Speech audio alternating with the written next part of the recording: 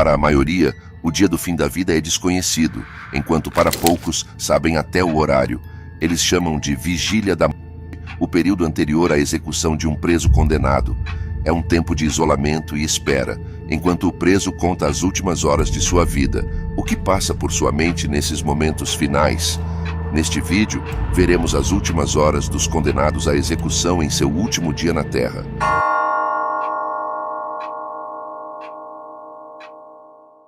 Ted Bundy. Ted é um famoso em série e violentador de corpos, considerado um dos criminosos mais famosos do século XX. Entre 1974 e 78, Bundy se dedicou a abusar e tirar a vida de várias mulheres em diferentes lugares como Washington, Oregon, Colorado, Utah e Flórida. Em 79 e 80, Bundy enfrentou 2 julgamentos nos quais se representou a si mesmo, já que havia frequentado a faculdade de Direito por alguns anos e sabia como se comportar em um tribunal. Sempre parecia calmo, confiante e despreocupado durante o interrogatório. No entanto, as provas apresentadas contra ele eram irrefutáveis e no final de 1979 ele foi condenado à morte em 2 ocasiões, mas isso não marcou o fim para Ted Bundy. Em 80, ele enfrentou outro julgamento pelo homicídio de Kimberly Lyric, uma menina de apenas 12 anos que foi sua última vítima na Flórida. Lá ele foi condenado à morte por eletrocução pela 3ª vez. Ele passou quase uma década esperando sua execução na prisão estadual da Flórida, também conhecida como prisão de Stark. Como é comum com os condenados a terem sua vida tirada, Bundy tentou apelar sua sentença várias vezes. Enquanto continuava apelando, ele começou a conceder entrevistas. Nessas entrevistas, Ted falava sobre seus crimes e seu processo mental, embora se certificasse de falar na 3ª pessoa. Ele falava de sua carreira como ladrão e confessava que a maioria de suas propriedades de valor era roubada. Ele se deleitava com o fato de que se quisesse algo, saía e pegava sem pagar. É muito provável que essa mentalidade tenha influenciado sua decisão de violentar e tirar a vida de suas vítimas brutalmente. Quando decidiu a data da sua execução para o dia 2 de julho de 1986, Bundy decidiu que era hora de fazer uma confissão. Ele confessou a 2 investigadores que havia tirado a vida de 30 mulheres. Embora algumas pessoas acreditem que ele é responsável por atos prejudiciais contra mais de 100 mulheres, ele relatou como voltava a visitar os locais onde havia prejudicado as vítimas e realizava ações inaceitáveis com os seus corpos em decomposição, mantendo essa conduta por vários dias até que não conseguisse mais. Por mais chocante que pareça, essa não era a única prática condenável que ele realizava. Bundy também confessou que costumava cortar a cabeça de algumas das suas vítimas com uma serra de arco e levava as cabeças para casa como uma espécie de troféu. Após alguns adiamentos, a data da execução de Bundy foi marcada para 24 de janeiro de 89. Para a sua última refeição, não fez nenhuma solicitação especial e recebeu a refeição normal da prisão, que consistia em carne, ovos, batatas fritas e torradas. No entanto, ele perdeu o apetite e não conseguiu tocar na comida. Na sua última noite com vida, centenas de pessoas acamparam fora da prisão, comemorando e antecipando o seu falecimento. Dentro da prisão, Bundy aceitou o seu destino, então fez 2 últimas chamadas telefônicas para se despedir de sua mãe. As últimas palavras do famoso agressor foram: "Gostaria de enviar meu carinho para minha família e amigos." Ele foi executado por meio de eletrocução às 7h40, com pessoas presentes para testemunhar o acontecimento. Após a confirmação da sua execução, aqueles que aguardavam notícias em frente à prisão soltaram fogos de artifício e comemoraram após a execução de Ted Bundy. Após a execução de Ted Bundy, o seu corpo foi transferido para o escritório do médico legista para uma autópsia. O seu cérebro foi retirado e entregue a cientistas para exame a fim de procurar qualquer anomalia que possa ter contribuído para os seus atos condenáveis. Por fim, o corpo de Bundy foi cremado conforme o seu desejo e as cinzas foram espalhadas nas montanhas de Washington, o mesmo local onde ele ocultou os corpos de algumas das suas vítimas. John Wayne Gacy. A infância de John Gacy foi problemática, pois seu relacionamento com o pai estava tenso. Seu pai, que era alcoólatra, frequentemente o machucava fisicamente e emocionalmente, assim como suas irmãs e a mãe. Crescendo, Gacy pode ter enfrentado dificuldades para compreender sua sexualidade, já que era atraído por homens, mas vivia em uma sociedade amplamente homofóbica. Diante desse desafio, Gacy decidiu se casar.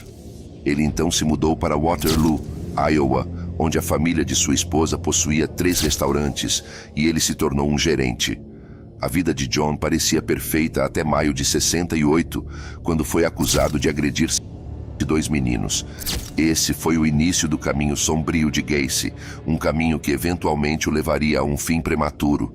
Em novembro do mesmo ano, ele se declarou culpado de um crime de sodomia e foi condenado a 10 anos de prisão.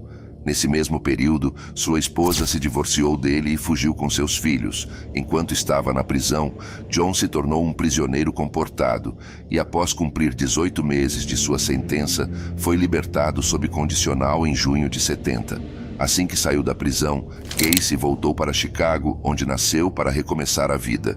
Ele teve sucesso em sua reinserção na sociedade. Fundou uma empresa bem-sucedida, se casou, frequentou a igreja e era conhecido por promover festas elaboradas. No entanto, um lado sombrio estava presente nele, esperando para ser liberado. O desaparecimento súbito de um garoto chamado Robert, em dezembro de 78, levou a uma investigação que resultou na prisão de John Gacy. Descobriu-se que Gacy estava atraindo jovens para sua casa, onde abusava deles e posteriormente tirava suas vidas. Gacy foi finalmente preso em 22 de dezembro de 1978, após o que confessou os homicídios de cerca de 30 ou mais jovens. Depois de ouvir a confissão, a polícia vasculhou sua casa e encontrou 26 corpos escondidos em um espaço abaixo da casa. O julgamento de John começou em fevereiro de 80 e ele foi acusado de 33 mortes. Ele foi considerado culpado das acusações de assassinato, bem como de agressão, e foi condenado à pena de morte. John passou 14 anos no corredor da morte no Centro Correcional de Menard. O isolamento que vem com estar no corredor da morte o levou a começar a pintar. Ele costumava pintar diferentes palhaços, caveiras, sua casa e pássaros. Suas pinturas até foram expostas e vendidas em leilões. Por mais interessante que isso possa parecer, essa não foi a única coisa que Gacy se interessou. Ele leu uma ampla variedade de livros de direito e acumulou o conhecimento necessário para apresentar diversas apelações. No entanto, seu conhecimento e apelações não foram suficientes para salvá-lo, pois em outubro de 1993, a data de execução foi marcada para 10 de maio do ano seguinte. No dia anterior à sua execução, Gacy foi transferido para o Centro Correcional de Stateville, onde a execução aconteceria. Gacy passou a tarde com sua família em um piquenique realizado no terreno da prisão, que seria sua última refeição. Gacy solicitou um balde de frango do KFC, uma dúzia de camarões fritos, batatas fritas, morangos frescos e uma Coca-Cola Zero. À noite, ele recebeu a visita de um padre católico que realizou os últimos ritos antes de ser conduzido para a câmara de execução. Enquanto Gacy se preparava mentalmente para perder sua vida, uma multidão se reunia do lado de fora do Centro Correcional de Stateville, aguardando sua execução. A maioria deles estava feliz que o reinado de maldade de Gacy estava chegando ao fim. Depois de ser amarrado à cadeira de execução, as supostas últimas palavras de Gacy foram: "Beijem minha bunda". O advogado presente argumentou que ele estava falando com um oficial da prisão. Gacy foi finalmente executado por injeção letal e seu corpo foi posteriormente cremado. Aileen Wuornos. Aileen Wuornos nasceu de uma mãe menor de idade que a abandonou com seus avós quando ela tinha apenas 11 anos. Nessa idade, Aileen já estava vendendo seu corpo na escola em troca de drogas, comida e cigarros. Desde então decidiu fazer disso uma carreira, antes de se tornar uma assassina em série. Aileen tinha um extenso histórico criminal e foi presa várias vezes por diferentes motivos, incluindo roubos entre as idades de 14 e 22. Aileen testemunhou o pior que o mundo tinha a oferecer e, por isso, tentou tirar a própria vida 6 vezes, mas nenhuma foi bem-sucedida.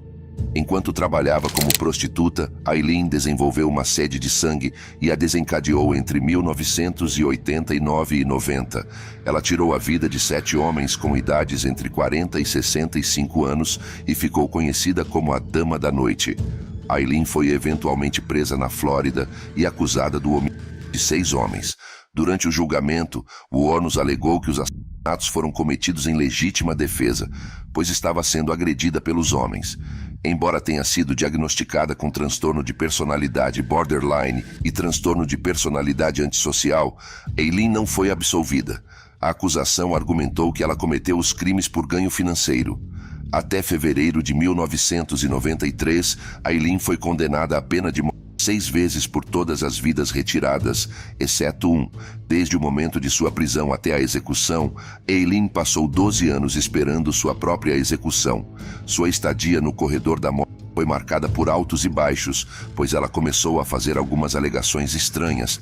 Em 2002, ela acusou os guardas da prisão de adicionar saliva, urina e sujeira à sua comida. Ela afirmou que os funcionários da prisão estavam trabalhando duro para frustrá-la a ponto de tentar tirar sua própria vida antes da execução. No final das contas, Aileen reclamou de uma longa lista de coisas, incluindo baixa pressão de água, mofo em seu colchão, algemas apertadas e muitas outras. Essas reclamações constantes sobre suas condições de vida podem ter sido uma tentativa de ter sua pena retirada ou de obter um perdão, mas seja qual for o caso, essa tática nunca funcionou. Nas semanas que antecederam sua execução, Aileen concedeu entrevistas em que afirmou que sua mente estava atormentada. Ela também falou sobre como se sentia em relação à maneira como estava sendo retratada na mídia.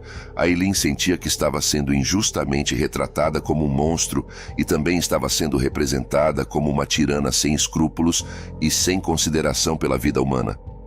Aileen foi executada por injeção letal em 9 de outubro de 2002. Em sua última refeição, ela não solicitou nada além de uma xícara de café. As últimas palavras que ela proferiu foram: "Sim, eu gostaria apenas de dizer que estou navegando com The Rock e vou voltar como no dia da independência com Jesus, 6 de junho, como na nave-mãe do filme Grande Mãe, e vou voltar, vou voltar." Aileen foi a segunda mulher a ser executada na Flórida desde a reintrodução da pena de morte em 76. Após sua execução, seu corpo foi cremado e suas cinzas foram entregues a seu amigo de infância, Don Botkins, que manteve a amizade com ela, apesar de seus crimes. Botkins levou as cinzas para Michigan e as espalhou sob uma árvore. Enquanto estava viva, Aileen adorava ouvir o álbum Tiger Lily de Natalie Merchant e solicitou que uma música do álbum fosse tocada em seu funeral, um pedido que foi eventualmente atendido. Barbara Graham aos 22 anos, já estava trabalhando como meretriz, onde se envolveu com jogos de azar e o uso de substâncias ilegais. Ela fez amizade com criminosos conhecidos que a introduziram a todo tipo de atividades criminosas. Após 3 casamentos mal-sucedidos no passado, Barbara se casou com Henry Graham em 1953, que trabalhava como barman, mas era um criminoso viciado de baixo nível. Barbara logo fez amizade com os amigos de seu marido, que também eram criminosos, e em pouco tempo começou a conviver com pessoas como Jack Santo e Emmett Perkins. A amizade de Barbara com Jack Santo e Perkins mais tarde a levaria a cometer seus piores crimes e eventual morte.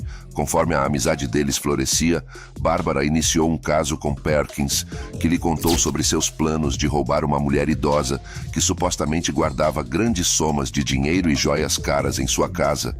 Quando o plano estava definido, Barbara, Santo, Perkins e outros 2 cúmplices foram à casa da mulher, reviraram tudo, a machucaram brutalmente a ponto de tirarem a vida da senhora. Apesar de seus melhores esforços, o roubo não foi bem sucedido, pois não encontraram dinheiro algum. No entanto, cometeram um crime grave que levou a polícia diretamente a eles. Durante o julgamento, Barbara manteve sua inocência, mas as evidências apresentadas contra ela, incluindo depoimentos de testemunhas e provas físicas, levaram à sua condenação. No Tribunal da Opinião Pública, ela foi apelidada de Babs a Sangrenta devido à gravidade do assassinato e à falta de remorso. Em 55, Barbara, Santo e Perkins foram eventualmente considerados culpados de homicídio em primeiro grau e condenados à pena de morte. Bárbara tentou apelar de sua sentença, mas todos os recursos falharam e sua data de execução foi marcada para 3 de junho de 1955. No dia anterior à sua execução programada, Bárbara foi transferida para a prisão estadual de San Quentin, onde a execução ocorreria. Durante a maior parte do tempo, ela se sentia inquieta, andando de um lado para o outro na cela de espera da câmara de execução. Era uma cela pequena, e ela só conseguia dar 4 passos entre a parede e a porta. Ela mais tarde recebeu a visita do diretor da prisão, que se sentou com ela e conversou de maneira calma. Parecia que ele sabia que ela estava aterrorizada e estava determinado a ajudá-la a se acalmar. Antes de deixar a cela, o diretor ordenou que os oficiais da prisão servissem a Bárbara quantos milkshakes de chocolate duplo ela quisesse. Segundo o que sabemos, Bárbara consumiu apenas milkshakes na noite anterior à execução. Na manhã de 3 de junho, Bárbara teve um café da manhã, que consistia em um sundae de calda de chocolate quente. Ela estava aterrorizada com a execução e era conhecida por expressar abertamente sua incredulidade sobre a situação. Sua execução na Câmara de Gás estava programada para as 10 horas, mas foi adiada até as 11h30. Bárbara pediu para que colocassem um pano sob seus olhos para que ela não visse o rosto dos policiais. Suas últimas palavras foram: "Pessoas boas sempre têm tanta certeza de que estão certas." Quando pediram para que ela respirasse bem fundo para que facilitasse o processo, ela respondeu: "Como você sabe disso?", tornando-se então suas últimas palavras. A execução de Bárbara foi assistida por 30 pessoas, incluindo repórteres e guardas da prisão. Seu marido Henry cuidou do corpo de Bárbara, que após o ocorrido foi enterrado no cemitério da Califórnia.